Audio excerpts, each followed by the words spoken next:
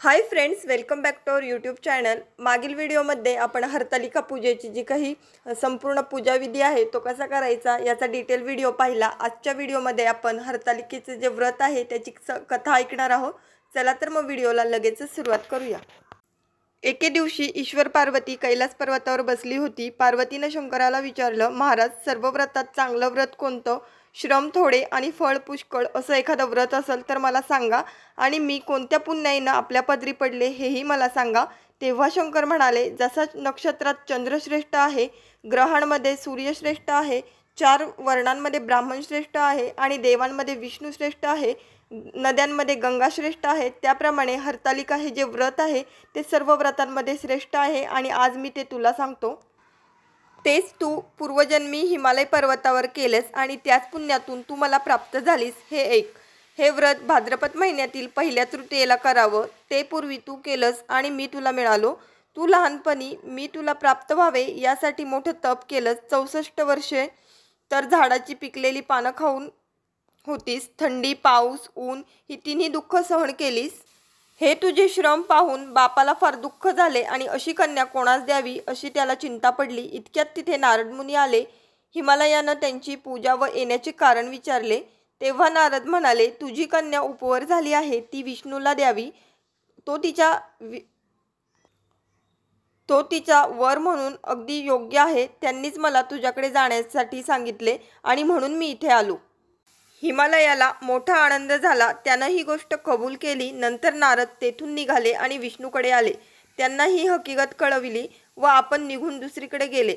नारद गेल्यावर तुझ्या बापानं ती गोष्ट तुला सांगितली। ती गोष्ट तुला रुचली नाही, तू रागावलीस आणि हे पाहून तुझ्या सखीसह रागवण्याचं कारण विचारलं असतात तेव्हा तू सांगितलं होतं की महादेवा वाचून मला दुसरा पती करणं जमणार नाही असा माझा निश्चय आहे। असे असून माझ्या बापानं मला विष्णूला देण्याचं कबूल केलं आहे।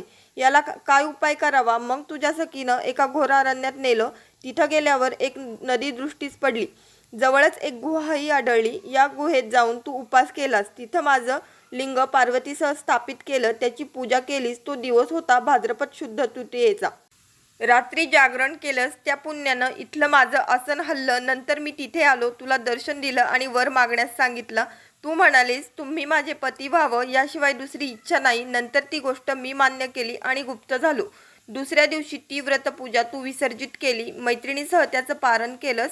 इतक्यात तुझा बाप तिथे आला। त्यानं तुला इकडे पळून येण्याचं कारण विचारलं। मग तू सर्व झालेली हकीकत त्याला सांगितली।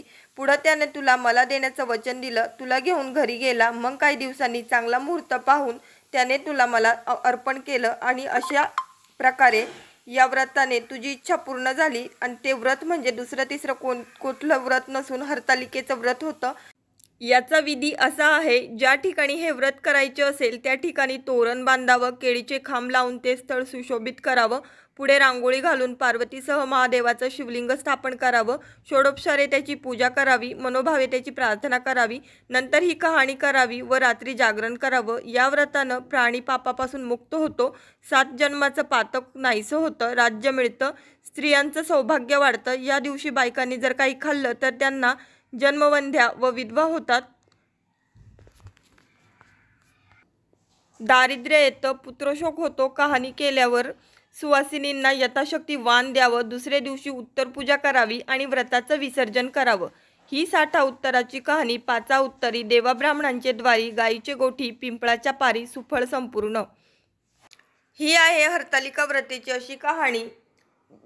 भगवान शंकरांनी सांगितल्याप्रमाणे सगळ्या व्रतांमध्ये जर कुठलं श्रेष्ठ व्रत असेल तर ते हरतालिकेचं आहे। त्यामुळे ते तुम्ही जितके मनोभावे कराल त्याचं तितकंच पुण्यफळ तुमच्या पदरी पडेल। जर तुम्हाला काही कारणाने हे व्रत करायला जमले नाही तर ही कहाणी नक्कीच ऐकू शकता किंवा वाचू शकता। आमचा आजचा व्हिडिओ संपूर्ण ऐकला याबद्दल धन्यवाद। पुन्हा भेटूया नवीन अशा इंटरेस्टिंग आणि माहितीपूर्ण व्हिडिओमध्ये। तोपर्यंत goodbye and take care.